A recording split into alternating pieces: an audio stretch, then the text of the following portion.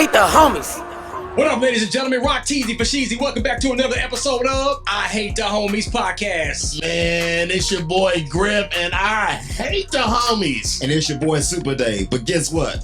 We don't care. Ooh, this music is so fresh. We gotta shout out Ray Duggar, Washington DC's on. Get it in, get it in. Hey, can I tell y'all something? What's up? Episode number 4. Hey, man. Quattro. They ain't canceled the shit. Quattro for our Latinx and Espanol speaking people. How about that? We gotta create a name for I Hate the Homies listeners and followers. Like, we don't know what that is. We don't want to call them homies, the homettes or the homebodies. Let's put it out there to the listeners. Yeah, figured out what should y'all call yourselves? Because, Beyonce got the beehives. Right. You know what I'm saying? So we got to have something for our followers and listeners. Right. Centered around I Hate the Homies. The homesters. So y'all think about that. Shoot us a text. It's a homesters. I like that. I actually like the homesters.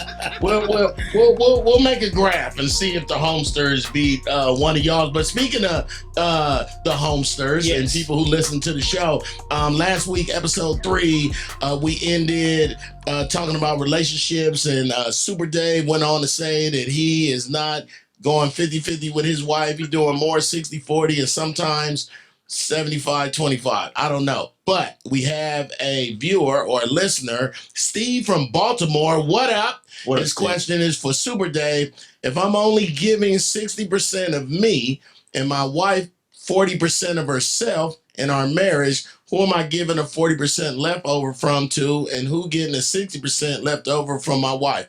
Please respond, sir. That's a good one. No, that is a good one.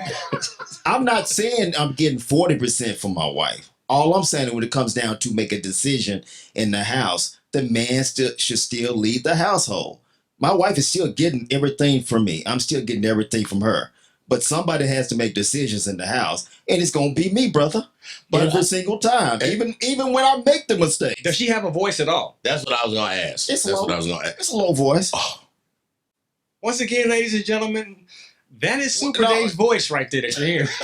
Even before, when we said this last week, you guys said, I understand where you're going with this. Not that part. Now, we understand that there has to be a head of the household, and it can't be two heads, because two heads make a monster. I understand that. Most women now want to lead in your house. But I don't think they want to. They have been forced to because of the lack of good men and great men to encompass their life. Like, I don't think women want it. And this is just me and women. Y'all can hit us on DM at I Hate the Homies or Twitter. You can let us know. But I just don't believe in my soul that a woman wants to run the house. I don't think she wants to raise 4 kids by herself.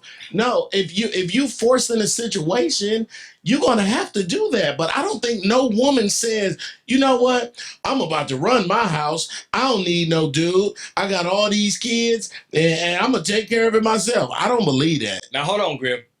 There are some women out there that want to run. That are kind of, what you call it? Managed. It's managed women. An alpha type. And they have that man in the house. It's more like, can't no man tell me what to do. And those women are raised by their mom, who hate dudes too, and their grandmother, who also hate dudes. So now you have a third generation person who was told by their mama and their grandma, a woman got to do this and a man ain't going to do it. So I'm just having empathy for them. If the man comes in their relationship at that particular time and shows he's a man, all the other stuff you're talking about, what a woman's going through. Understood. I don't see that. But how do you even get to that point if you've been told generationally that men is sorry and women run the house? So even if you are a good man, you just can't break this woman. No woman who's been raised like that gonna say, you know what, my grandma and mama was wrong. But I'm not gonna try to break her. I'm just gonna leave her ass. That's all. At the end of the day, I'm gonna leave her ass. Well, Steve from Baltimore, there you have it, sir. I understand what he was saying, and you guys understood what I said.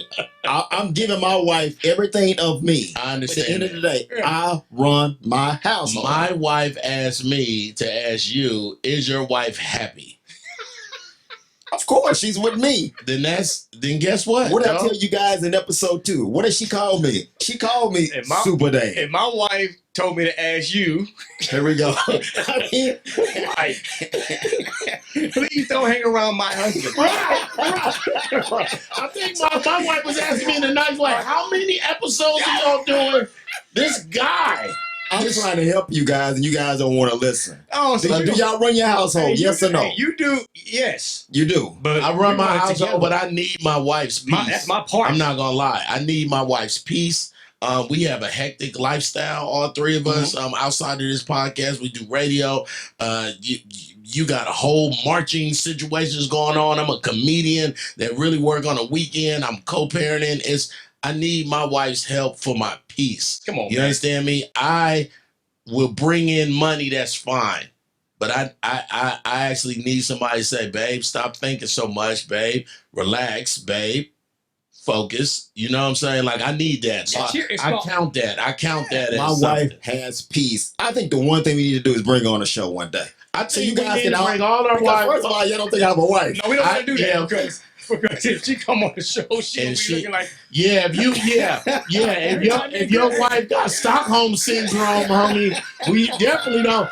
Hey, Super Dave White, blink twice if you need some help. Y'all are wrong for that. Y'all are wrong.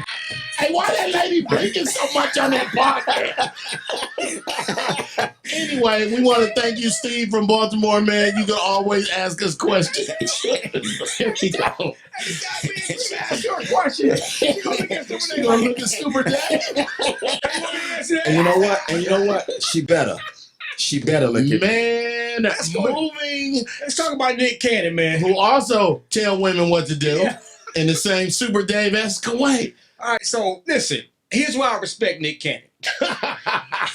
Just go there first. This is why you respect it. It's the rule. I think Mariah Carey does not apply to these rules. Of course. Okay, but all his other baby mamas. Right. Okay, he has this thing called 7 rules that he shares with his all of his baby mamas. Can I hear him, please? Okay, so I'll comment after. Yes, but before you get in that, if you guys don't know, you've been up under a rock. Nick Cannon, he doesn't believe that he's made to be in a marriage. Like he's not fit to be married. You know what I'm saying? He tried. Man, it's not made for that. He's an amazing father. We all know he's in the lives of all of his kids. Okay. You know what has he got? 7, 8. 7, 8, one on the way, something. Which is cool. And he believes whatever he believes in, however many kids he wants to have, that's his prerogative. But he's straight up honest with all of his baby mamas. Here's his Nick Cannon's 7 rules for his baby mamas. Let's hear him. Rule number 1: they must all get along with him. Okay. All these black women? Doesn't matter. But they must all get along with him. You guys don't have anything to say. No, we're going to answer them at the end. I want to hear them. I'm writing them down. I like to all get along. I think my ex-wives, I would like them all to get along too. And I don't have a problem with that part. So come on. Get into how many ex-wives there. Don't do that. You know what? See, everybody don't listen. So I ain't have ones that just looked at the ground, though. All of my ex-wives. That's my bad. That's my bad. That sounds like a lot. That's my bad. I'm Nick Cannon of marriage. Rule number 2: be respectful to each other. Okay. So be respectful to one another. All baby mamas. I think he got at least 7, 8 of them. At least 7, yeah. Rule number 3: don't expect commitment from him. I applaud him on that one. From a relationship perspective. Okay. From a father, yes, he's committed to all his kids. But from a relationship, don't be waiting on a Friday night with your dress on, because he might not call. I get that. Next. No talking bad about him to the press. That's rule number 4. Keeping your mouth closed. Keep your mouth shut. Shut it up. Right. Don't put our business all out in the streets. Right. Even if we have a disagreement, argument, or whatever. Right. Rule number 5: you must be supportive. I like that. No matter what I do, you have to be supportive. I feel like we should be playing some. Go ahead.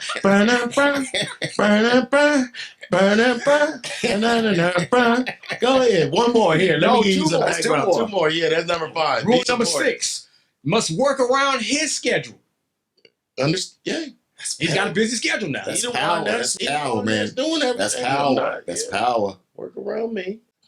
You must make sure all of the Cannon kids are close. That's important. Yeah, that's very important, and I love Because they're that. siblings. They're I brothers love and they are sisters. brothers and sisters. They need to know each other. They can give each other bone marrow and blood transfusions, and they should absolutely know each other. Okay, so I want to sit back and hear you guys' thoughts on these rules. Number one, all get along. Check and agreed. Yeah. Super Dave? I have no problem with that when you all get along. Number two, be respectful to each other. All the way in for that.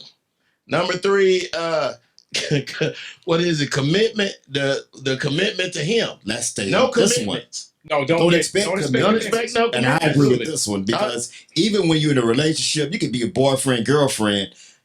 You know, y'all have your little fun together being boyfriend and girlfriend. You always tell a woman, I don't want to be serious. But then once you do what you do, they fall in love. You don't want to be in a committed relationship. He's letting them know at the beginning, I don't want commitment. And we all do that. I know I've done that. I tell girls, am I the only one you're saying? Absolutely not. Grow up. I'm single till I'm married. Right. Yeah. So commitment, no commitment. I'm like that. Number four, shut it up to the press. Absolutely. House business. Keep our is house business. business. Number five, be supportive. Be supportive of him. That's what, like. Well, that could be. Yeah, I want to. It could be supportive of him and be supportive of each other. So now you're gonna tell women what to do? Like, would they like that's a lot. We gotta dissect that. We'll put an asterisk. Yeah. We'll put a Barry Bonds next to. You gotta go into more detail about number five. what that one is. Number six, work around my schedule. Right. Well, who else you gonna work around? Like, you obviously ain't doing nothing but having kids, so it needs to be a time constraint. You gotta get that check when we go right. And what was number seven? You must make sure that all the Cannon kids are close. I'm all the way down with that. So I'm 6 out of 7 with Nick Cannon rules. Do that mean I need to get a hat with a feather in it and some? There's nothing wrong with it. He's being honest and straight up at the beginning. At the beginning, So and he's not married. have no problem. Exactly. And let's not, for the people that's just listening, let's not act like Nick Cannon is dating these some funny looking mud ducks. Right. He is dating all dimes and better. Like his kids' mothers are gorgeous. Absolutely. Straight up. So this is not he's not running this on a low self-esteem chick who on welfare and that, like, I mean, all his females is fine. Yeah, so I ain't gonna lie. And if you don't know what a mud duck is, would you like to explain what that is, sir? A mud duck is somebody when you were in your 20s and you and your homeboys were together and it was 5 chicks and there was 5 of y'all and 4 of them was cute and 1 of them was a mud duck. Mud duck. Is mud duck too strong? Am I gonna get mud duck shamed? That's real. We know what the mud ducks held the purses. Yeah. Normally, hold on. Normally the mud duck drove. So if she wasn't having no fun, we leaving. What time is it? Half past mud duck. That's what according to the mud duck. It's crazy, man. All right, so now that y'all understand what a mud duck is. Yeah, I'm actually not mad at none of those, but really in the end, it's all about understanding, and it seems as though the brother has an understanding with these women that are here with. So who are we to judge their relationship? God, dog, stop having babies, man. At some point, I mean, how many kids do you want? I'm good with 3, bro. I'm good with 3. I got 2 daughters and a son. I'm straight. I just don't feel like. I mean, and granted, Nick Cannon has money that we don't know about. His deal with not just his deal with Wildin' Out and Body Count. Like, he has money He can afford all this. Yes. He can, but at some point you don't want to just have kids. Like I was with George Foreman over the weekend. The brother has 10 kids, and all of them named George. No, all of them ain't named George. 6 or 7 of them is though. Like I just happened to meet the daughter who was with him, who not named George, and I was so disappointed. Right. I was like, "Your name ain't George?" She's like, "No, that's my other brother and sister." I was like, "Oh." I thought, are you a foreman? Like, was he mad at your mama or something? But he even said, when I had all those kids, I didn't think about all of them wanting to go to colleges at the same time. And he got ones that graduated from LSU and Rice and SMU and, like, you know what I'm saying? He was like, and that's a lot of money. And that's actually what forced him back into the ring in 87 when he left the ring in 77 to just pursue being a pastor. Like he didn't want to fight again. And then he didn't fight for 10 years. And then he was like, man, his wife walked up to him and he said, man, you a little big in the front. She said, I'm pregnant. He was like, I got a box. That's the only thing I know to do to get us money. So I bring in the George Foreman to just congratulate the brothers that went into the International Boxing Hall of Fame over the weekend. Yes. Number one, James Toney. I don't know if a lot of people know. James Toney was, when you think of James Toney, what do you think of? He was amazing until he met Roy Jones Jr., who is another brother that went over the weekend. Roy Jones Jr. was the truth. It was a dude that took him kind of out of boxing. I can't think of his name right now. He fought him 3 times. I think he lost all 3. Like, this dude was coming up at the same time. We can't have no podcast and not know who beat up Roy Jones Jr.? Yeah, but he had a real nemesis in boxing. Roy Jones Jr. lost to who? It was a young guy. It was they said he lost to Glenn Johnson in 2005, but that's not who I'm talking about. I'm talking about, it's not Virgil. He defeated Virgil Hill. It was a guy. You talking about before? No, when he was at his height, it was in his prime. He wasn't. Right. Because somebody took him down, that dude. And then he didn't even go on to be, you gotta find out who that was. Yeah, I know. I got to find out. Who all beat, but talk about Floyd Mayweather. So Floyd Mayweather also got inducted. Undefeated, 50 fights in his career, and by far the best defensive fighter of all time, one of the best technical fighters of all time. And you can't take nothing away because people say, well, he didn't really knock a lot of people out. He always went. I'm one of those people. But listen, when it comes to boxing, it's more than just knocking jokers out. It's absolutely more. It's a point system. Let's never forget about. You have to do whatever you have to do to win that particular fight. Now, here's why Floyd Mayweather Jr., in my opinion, is one of the best of all time. Outside of his record, it's easy to say, hey, he's undefeated, 50. No, he's the best. No, okay, come on.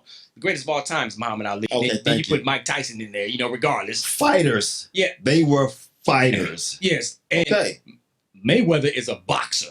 Yeah. A pugilist. I would say he's a proper pugilist. That's how. Yes. So for the people who don't know what pugilism is, I'm learning new stuff every day. With a pugilist was a Great Britain style of fighting, and then boxing was Americans' take on pugilism. Absolutely. How about that? That's why Lennox Lewis was such a great fighter, because he was an actual pugilist. Yes. How about that? Oh, and the person that I was talking about, he beat Roy Jones Jr. twice, but to me, it was the last 2 that he really was like, I'm cool on boxing. Antonio Tarver. I couldn't remember him because it's not like he went on to be this great. Yeah. Like somebody knocked him. I think one of them Klitschko boys. Yeah. One of them Klitschko boys got a hold of him. You know why you can remember him? Because boxing is not the way boxing used to be back in the day. But when we talk about back in the day, like, I mean, are we going to be the old dudes? Yeah. I am the old dude. I'm going to be the old dude. So boxing back in the day is who to you? Sugar Ray Leonard? Oh, yeah. What was the big Mexican guy that was from Roberto Duran? You had Thomas Hitman, Marvin Hagler. All those guys. That's when you would go to find, get you some chicken and you would go get that. But I think Roy Jones Jr. was the last of the big dudes who kind of brought back that pizzazz to boxing, like before. No, he was the flashy. Absolutely. Yeah, you know what I'm saying? Like Floyd Mayweather encompassed him, encompassed Sugar Ray Leonard, encompassed Ali. But what I love the most, Hector Camacho was a great Puerto Rican boxer. Come on, dog. What I love the most about the young man Roy Jones, or not Roy Jones Jr., but Floyd Mayweather, is how he took all the power out of promoters' hands. How he wasn't just going to be paid 30% of the purse. He bought the venue. He did the rights with HBO, with Showtime. He did all of them. Every pay-per-view that he did was his money. And I love that about him. He's not a dude that can't talk and can't remember. He's walking fine, and he got all his money. But the one thing that makes me mad, it pisses me off when he says, I know what the record shows. He's 50-0. You don't want to hear him say that. I don't want to hear him say that. But it's tough. It's tough to rebuke it. That 50-0 is strong, dog. No, but who has he really boxed? No, don't do that, dog. Who hasn't he boxed? Who has he not boxed? It's the real question. What top contender has he not boxed? Oh, when I look at his fights, I always see the guys he fight later on when they're kind of done. No, he gave the big Spanish dude that was huge. No. Pacquiao also, but the golden boy. Oh yeah, Canelo. No, the golden boy from California. Oscar. Yeah, Oscar was the last hope for everybody. Well, yeah, no, Canelo was. Canelo was. Everybody thought Canelo might was gonna get him, but he didn't. The man is 50-0. But he played okay. But Jimmy, he played safe.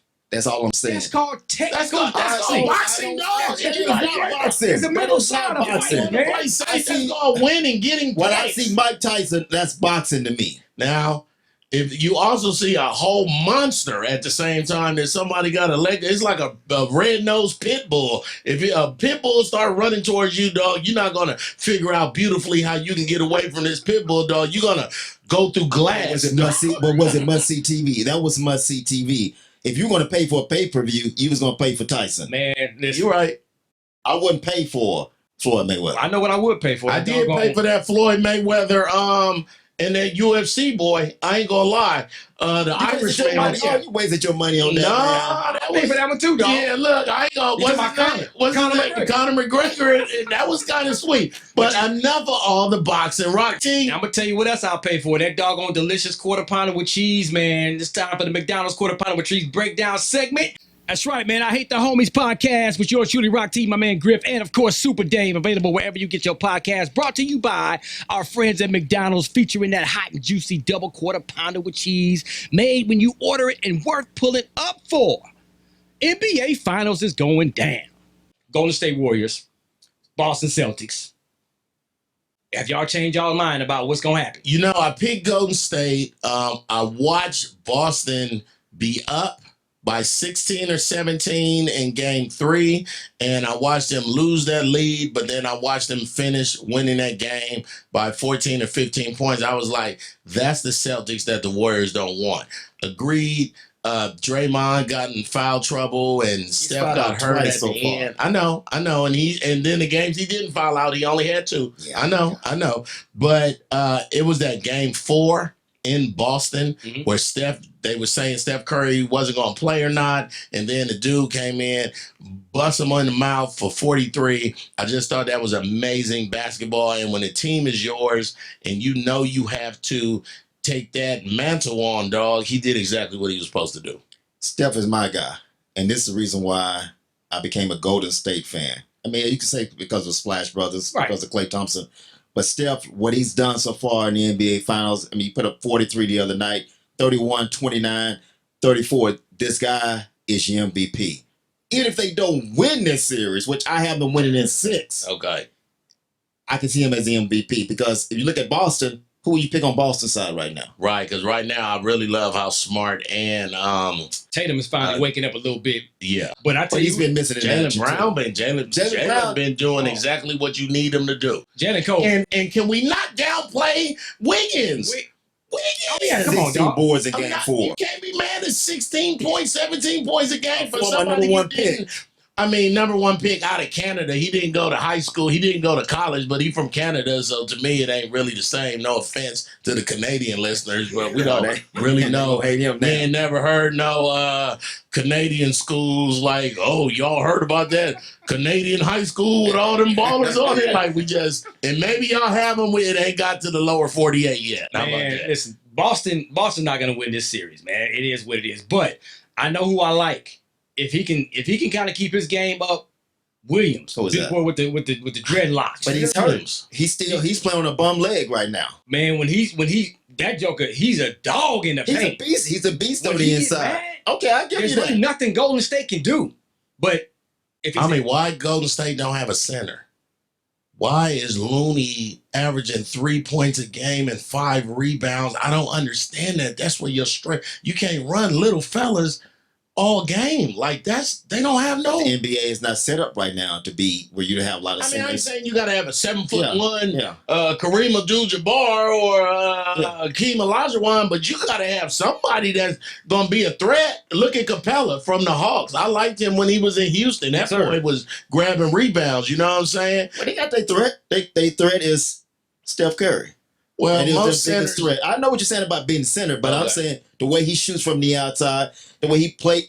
they changing the game so you don't have to go inside every time. Understood. And they're not just looking for that 3-pointer. You saw him game 4, game 3. He's taking it inside too, and he's taking it over the big guy. Now he know how to go. That's one thing Steph Curry know how to do. He know how to drive and attack that doggone basket. That's it. Yes. When he needs to. Yes. So I think it's safe to say we all agree that Golden State gonna win this series. I would have loved to have seen, when you think, I was looking at the movie Hustle over the weekend with Adam Sandler and Queen Latifah, which is produced by Maverick and LeBron. I don't know if y'all saw it yet, oh my goodness. but go see it if you're a basketball fan. It's nothing but cameos from all your favorite players and stuff. But they were showing the guys back in the day, like Kenny Smith when he was with Houston, and Shaq breaking down a backboard. I would love for Golden State to have like a Shaquille O'Neal in '97 kind of dude, because that would stop because that's all I see Tatum doing. Tatum gonna drive to the hoop from the 3. Right. You can't do that when it's a giant Berlin Wall. The day of the center is gone, bro. Because think about it.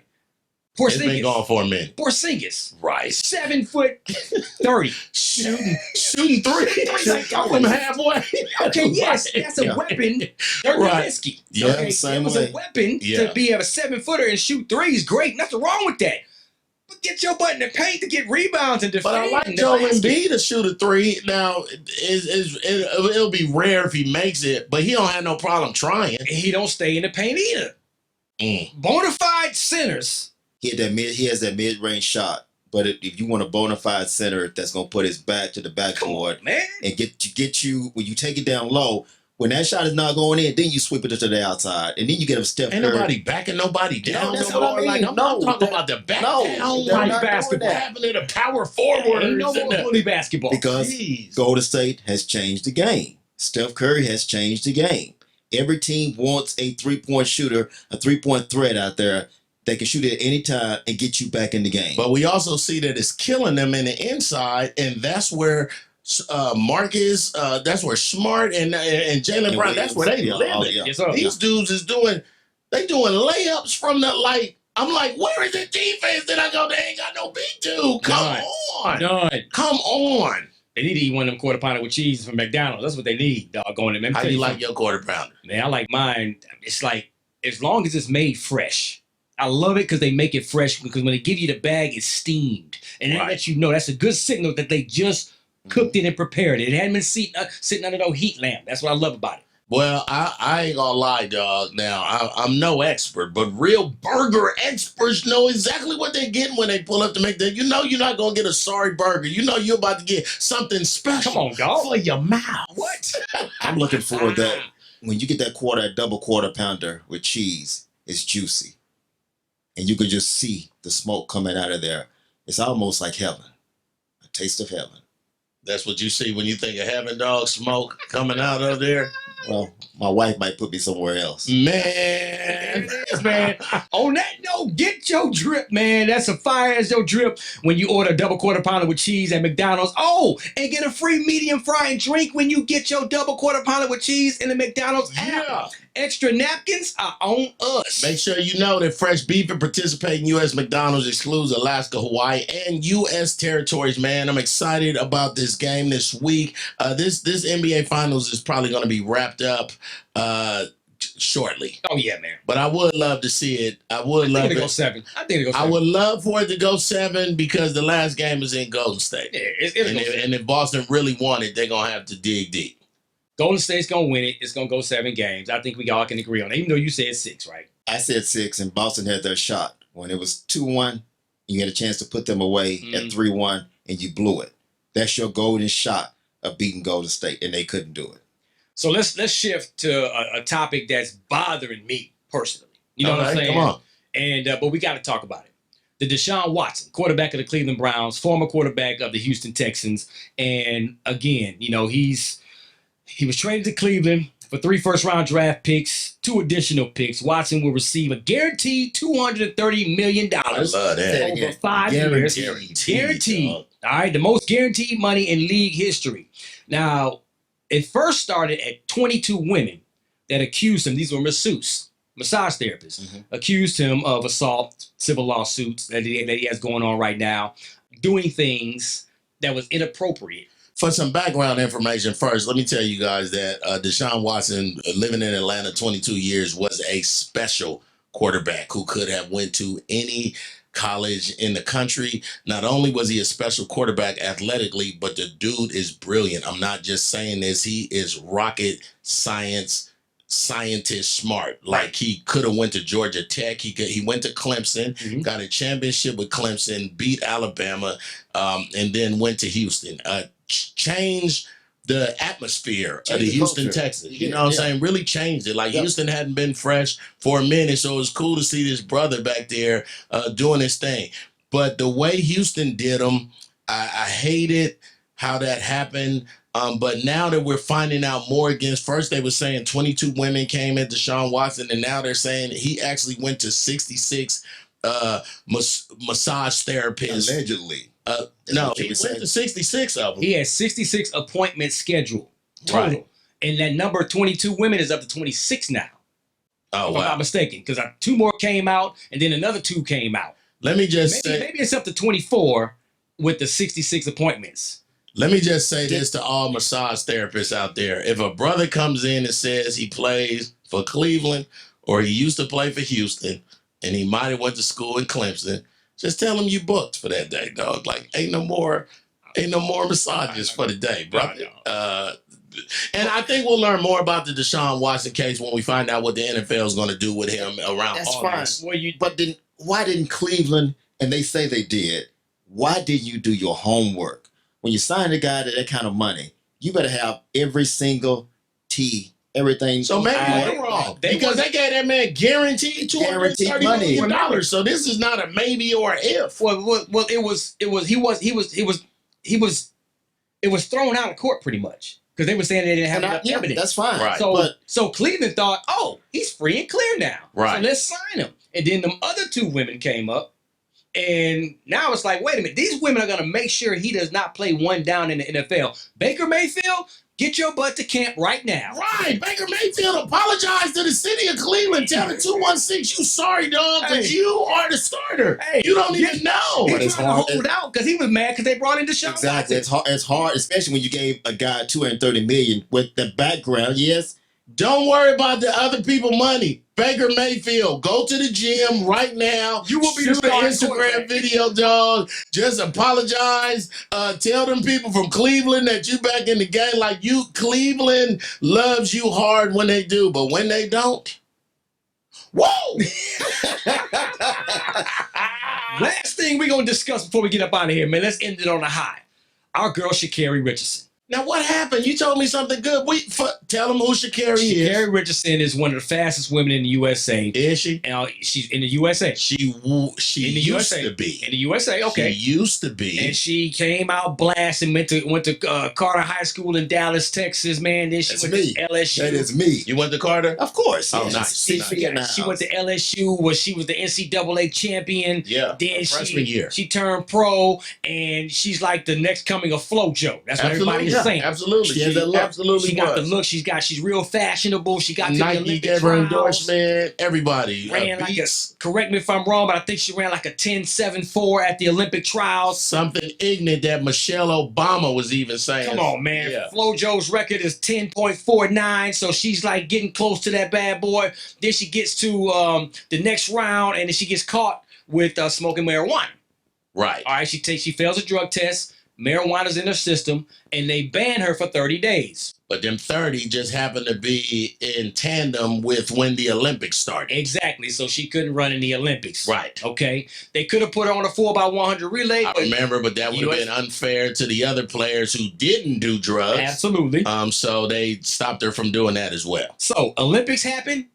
Now she's coming back to run track meets after the Olympics. Right. Her first meet back, she gets dead last. Boy. This is like the big anticipation because she didn't get a chance to run against the fastest of the Jamaicans. Yeah. All the Olympic sprinters that won the Olympics. Them ladies. So now this was like right. This is the first one. Them ladies don't play with them. It ain't fair. Don't play. The speed, dog. What? So she gets dead last in her first race back after the Olympics. Right. Then she runs a couple other track meets after that. That didn't count because the caliber of people running against her weren't even on her level. Her times were still slower. Yes. They were getting slower and slower. So she took a break. Yep. Which was smart. Just go disappear and go train. She comes back a couple weeks ago.